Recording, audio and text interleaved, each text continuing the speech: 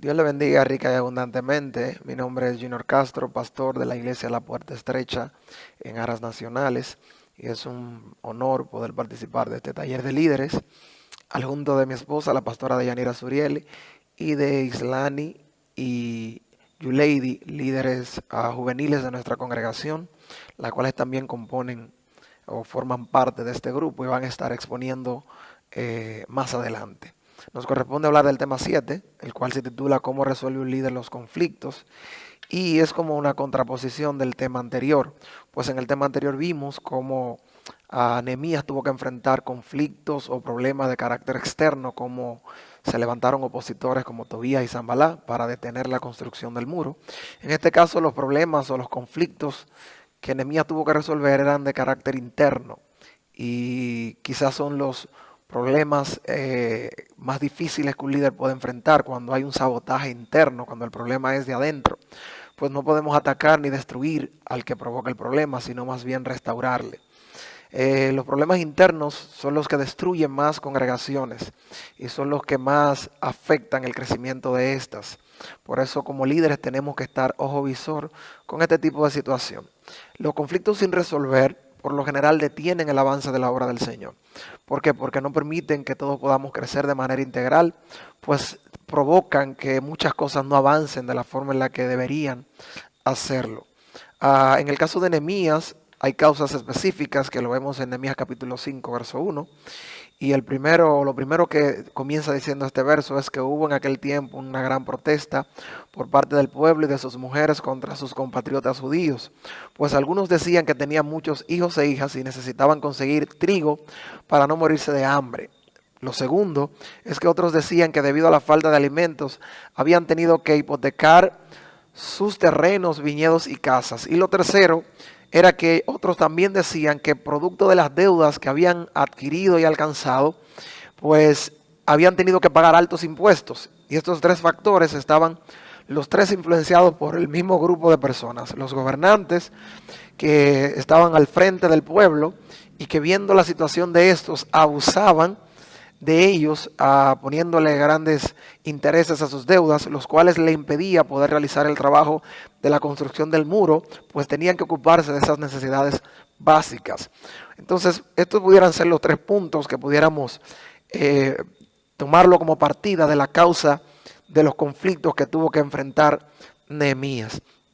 Pero ¿dónde radica realmente el conflicto? El conflicto radica realmente en la idea de cómo un judío podía someter a otro judío por medio de una deuda que ya era antibíblico de por sí, pues un judío no podía tomarle prestado a otro judío.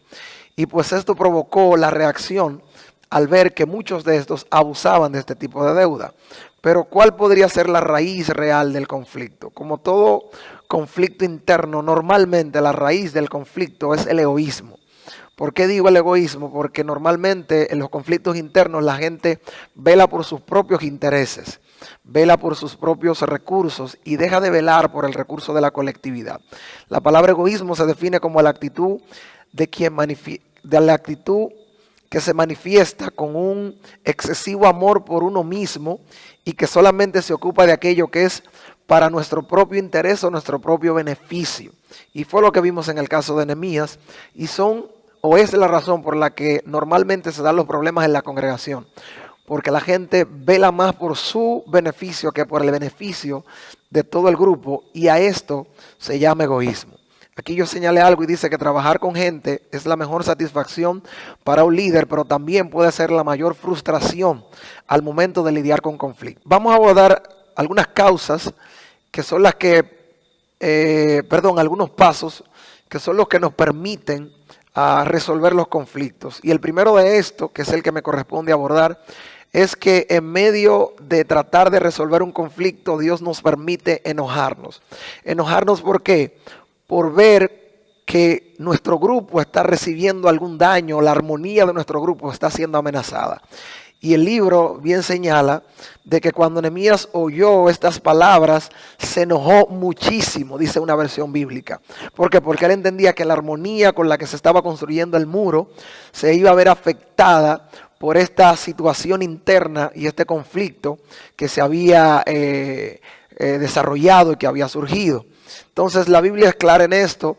Airaos, pero no pequéis. Y podemos encontrar un sinnúmero de versos que nos apoyan la idea de poder enojarnos ante cualquier situación de indignación, pero no al punto de pecar. Debemos saber canalizar nuestro enojo y canalizarlo no a un individuo, sino más bien a una actitud o a una acción que entendemos que es la actitud o la acción incorrecta. Por último, pudiera decir que no hay nada que indigne más a un líder que la división. Estamos llamados para unir. Y cuando como líder vemos división, tenemos que indignarnos para que lo que Dios haya puesto en nuestras manos no se caiga por la borda. Dios le bendiga y escuchemos al próximo participante.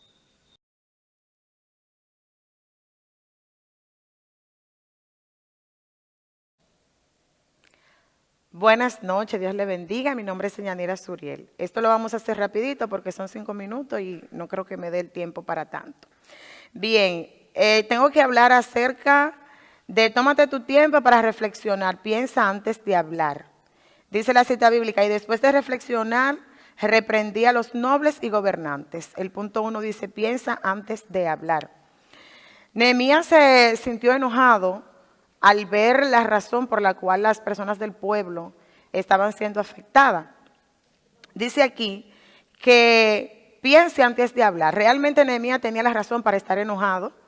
Tenía la razón para sentirse mal. Sin embargo, él no permitió que la razón que él tenía para sentirse enojado lo llevara a hacer algo fuera de orden, sino que a pesar de él sentirse enojado, Nehemías se tomó su tiempo para pensar antes de decir algo que se pudiera después arrepentir o que no tuviera los resultados que él realmente estaba buscando. Dice aquí, conversa contigo mismo antes de involucrar a otras personas. ¿Qué hizo Nehemías? Él no salió a hablar, a decir, mira, está pasando aquello. No, Nehemías se tomó un tiempo consigo mismo y tomando ese tiempo consigo mismo pudo aclarar sus ideas de la forma, para él poder decirlo de la forma correcta, pero también ¿qué hizo en ese tiempo que tomó? Le dio la oportunidad a Dios de Dios poder dirigirlo y poder darle la palabra que iba a ser la adecuada para poder tener el resultado que él estaba buscando. Dice que él le preguntó a Dios qué era lo que le tenía que decir. El punto número 3 dice, cuando estamos enojados, nuestra primera reacción suele ser equivocada. Nosotros como líderes, como creyentes, nunca debemos actuar bajo un enojo. Porque la palabra del Señor nos enseña que la ira del hombre no obra a la justicia de Dios. Siempre que nosotros actuamos bajo enojo, lo vamos a hacer mal. Nehemías estaba enojado, se sintió mal, pero se tomó su tiempo, le dio participación a Dios y en base a ese tiempo que se tomó para prepararse fue que actuó. Dice, cuando nos enojamos con la ira, cuando nos enojamos con la ira de Dios actuamos con justicia. ¿Qué quiere decir eso? Cuando nos enojamos con la ira de Dios actuamos con justicia. Siempre que nosotros tenemos que resolver un conflicto, siempre tenemos que tener presente como líderes que las personas principales en ese conflicto son Dios y el que está haciendo lo incorrecto. A quien se está ofendiendo es a Dios. Cuando yo entiendo que el ofendido es Dios y que lo que se está haciendo incorrecto en contra de Dios, entonces yo no voy a tomar el enojo como algo personal, sino que yo voy a tomar el enojo como una ira de Dios, que es lo que nos quiere decir aquí. Cuando nos enojamos con la ira de Dios, actuamos con justicia. ¿Cómo actúo con justicia? Siempre que voy a corregir o que voy a reprender algo, la intención mía no es destruir, sino que la intención es restaurar. Pero esa intención yo la tengo cuando actúo con justicia, porque la ira que tengo es una ira de Dios. Si es una ira propia, no voy a actuar con justicia, sino que voy a actuar con el deseo de vengarme. Dice, el tercer paso dice, reprende, confróntate en privado con el que te ha ofendido. Dice aquí, cuando haya un problema que necesite solución, ve directamente a la fuente, a esa persona con la que tienes el problema. ¿Qué hizo Nehemías? Nehemías llamó a las personas que tenían el problema. Él no fue a hablarlo con otra persona, no. Nosotros como líderes tenemos que aprender a tener cordura. El líder no puede ser una persona suelto de lengua, sino que tiene que aprender a refrenar su lengua y a saber cuándo debe hablar y cuándo no. Nehemías habló, llamó a la persona que realmente tenían el problema, no lo fue a divulgar, porque cuando esto se hace se puede distorsionar, y al distorsionarse usted, al hacer la reprensión, no va a conseguir los resultados que usted está buscando. Por esa razón es importante que uno se vaya directamente a la fuente y no le dé participación a segundos que no tengan que ver con lo que está pasando. Dice, Jesús lo dijo, si tu hermano peca contra ti, ve a solas. ¿Qué quiere decir esto? Si tu hermano peca contra ti, ve a solas, o sea, llámalo a él. Lo que nos está diciendo Jesús en esta enseñanza es que nosotros tenemos que ir directamente como líder, enfrentar la situación directamente con la persona que tiene el problema. Nosotros como líder tenemos que pedir al Señor que nos dé el carácter para nosotros hacer lo que nos corresponde y no ir a terceros, sino ir directamente a la persona y enfrentarlo. Y cuando lo hacemos de esa forma, nosotros vamos a ver mejores resultados porque las cosas no se van a distorsionar, sino que las cosas se van a corregir en su momento porque estamos actuando en base a lo correcto. El último punto dice, reflexiona antes de hablar y después de haber reflexionado, reprendí. ¿Qué nos quiere decir que reflexionemos? Que nos detengamos, que pensemos, que nos demos tiempo. El líder no puede ser ligero para dar una respuesta. El líder no lo va a saber todo. El líder tiene que darse la oportunidad de poder razonar lo que va a decir, y no solamente de poder razonarlo, sino también de darle la oportunidad a Dios de que lo dirija. Porque al fin y al cabo, en un conflicto, lo que uno está buscando no es un ganador, lo que uno está buscando es que se resuelva un problema.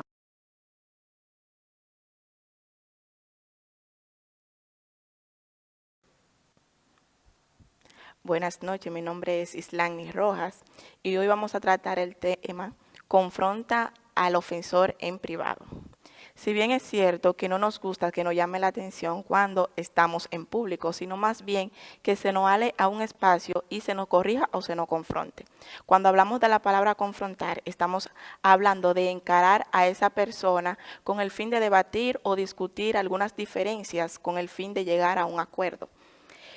Si no me enfrento al problema, se empeora. Cuando le damos larga a lo que son los problemas que se nos presentan a nosotros como líderes dentro de una congregación, estos empeoran y se incrementan, sino más bien que debemos de cortarlo de raíz. Inmediatamente nos damos cuenta de lo que está sucediendo. Los problemas que se ignoran no mejoran. No creamos que porque nos descuidemos o ignoremos los problemas que están ocurriendo, esto van a mejorar. Es decir, muchas veces nosotros como líderes decimos, déjalo que digan los rumores que eso pasará, sino más bien que debemos de cortarlo de raíz porque esto puede llevar a un problema aún mayor. Cuando hablamos que el amor fuerte exige que nos enfrentemos en privado con lo que ha cometido la ofensa. Cuando somos líderes, muchas veces tenemos temor de enfrentar o confrontar a lo que son aquellas personas que hacen ofensas o crean dificultades o problemas dentro de la congregación. Pero un verdadero líder que ama a sus seguidores, porque el líder debe de tener sus seguidores, es aquel que confronta con amor, es decir, con palabras que alienten a que esa persona pueda cambiar y mejorar su actitud, siempre y cuando ésta esté dispuesta a cambiar y a mejorar. Los líderes deben tener el valor para confrontar. No debemos de tener miedo a las personas que nos causan ofensa o problemas, de enfrentarnos o decirle nuestras inquietudes de cómo nos sentimos al ver que ellos están causando cierto tipo de problemas dentro de la congregación, sino más bien que de esta manera le estamos demostrando de que sí verdaderamente le amamos. Un líder aprende a decir la verdad con amor. Esto quiere decir que no debemos de hacer la confrontación a nuestro ofensor en términos de ofensa o con palabras que puedan ofenderle al ofensor, sino más bien con palabras de amor. Siempre y cuando esta persona se muestre a nosotros con una actitud pasiva. No importa qué tan rebelde pueda resultar el ofensor, siempre y cuando nosotros mantengamos la calma, no importando lo que ocurra. dice que ser líder exige valentía. Nosotros como líderes debemos de ser valientes y dar la cara a lo que el Señor ha puesto en nuestras manos y cuidar de ello. Y esto es cuando vemos que se presentan dificultades dentro de la congregación o ya también sea fuera, porque pasan también problemas que ocurren fuera de lo que es la congregación. Debemos de tener la valentía que el Señor nos ha dado a nosotros para poder enfrentar estos problemas que se presentan en algunas situaciones en nuestras vidas. A los pastores y líderes se les ordena que adviertan a los que causan problemas. Es decir, que esto solamente lo pueden hacer los líderes o los pastores. Sí, porque tienen la madurez y la capacidad de hacerlo, porque el Señor ya lo ha capacitado. Tal vez una persona particular lo haga y se sienta el ofensor agredido aún más, siempre y cuando el pastor y el líder tengan la sabiduría necesaria para realizar o lidiar con este tipo de problemas. El mismo Señor dice que si alguno nos ofende a nosotros, que lo alemos aparte y le expresemos cómo nos sentimos y su culpa. Si éste acepta de que ha fallado, hemos ganado a nuestro hermano, pero si éste no reacciona de la manera satisfactoria que esperamos, debemos de hablar a más personas para que nos acompañen y sean testigos de que sí le dimos la oportunidad de que esta persona pueda recapacitar. Si este aún no funciona o no recapacita, el Señor mismo dice que lo echen. Suena un poco duro, pero es lo que el Señor quiere, porque por cuidar lo que es un rebaño completo, el Señor no arriesga ese tipo de personas a continuar para dañar el rebaño. Dice, confrontar al ofensor en público. En esta parte, es la segunda parte que me toca exponer, quiero aclarar algo. Cuando dice confrontar al ofensor en público, si bien es cierto que el pecado se divide en tres, que es personal, que es el privado y es la comunidad. Cuando es personal es entre usted y el Señor. Cuando es privado es entre usted y la persona que ha ofendido o usted le ha ofendido a él. Y cuando es la comunidad, eso se trata ya de englobalizar. Es decir, un ejemplo de esto, cuando se le agrede a una congregación, por bien poner un ejemplo, este debe disculparse o hacer su disculpa en frente de la congregación, porque no ha ofendido solamente a una sola persona, sino que ha ofendido a un pueblo completo. Este debe demostrar su arrepentimiento. Asimismo, cuando se va a confrontar, que fue lo que hizo Nehemías, cuando ya se había juntado con lo que fueron los ofensores, lo mismo que él le dijo a sus ofensores, lo dijo al pueblo. Y de esta manera vemos la valentía de Nehemías en este sentido, de que no tuvo miedo, sino más bien que confiaba ya en lo que él había dicho. Hasta aquí ha sido mi exposición.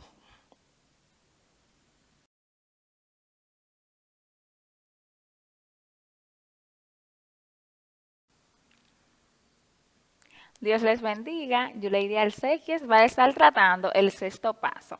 Dice, el refuerzo. Muestra desprendimiento.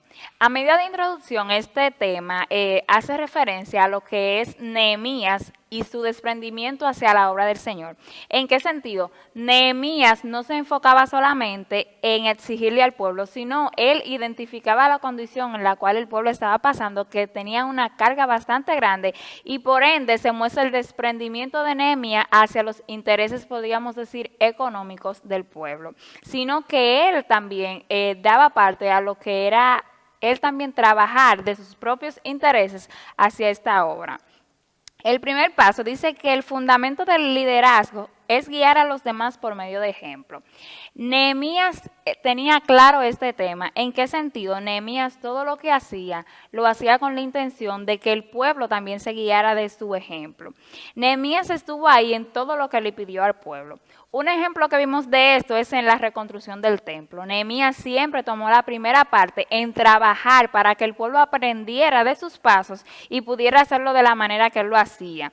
Cuando Nehemías le pedía al pueblo que orara de día y de noche, ya él lo hubiese hecho. Y también vemos que en la oración Nehemías era un fiel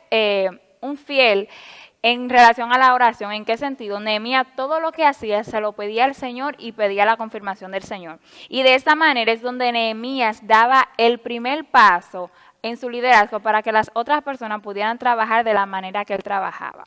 La gente sigue los modelos. Tanto Pablo como Nehemías tenían este vivo ejemplo de que las personas no se van a guiar de la imaginación que tú le quieras mostrar al trabajar, sino que el líder debe de trabajar con la visión de que la excelencia que él tenga también pueda transmitirse a aquellas personas que le siguen.